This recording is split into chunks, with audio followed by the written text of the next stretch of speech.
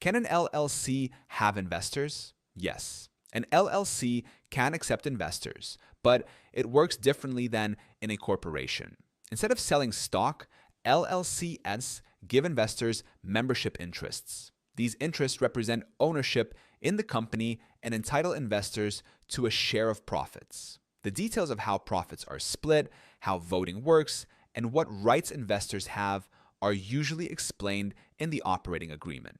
Unlike corporations, LLCs are flexible. You can decide exactly how to divide profits, even if it doesn't match ownership percentages. For example, two people could each own 50% of an LLC, but agree in the operating agreement that one takes 70% of profits because they invested more money. This flexibility is a big advantage of LLCs, but it's also why having a solid operating agreement is so important. Zen Business provides operating agreement templates and can set up your LLC so it's ready to bring in investors. The link is in the description.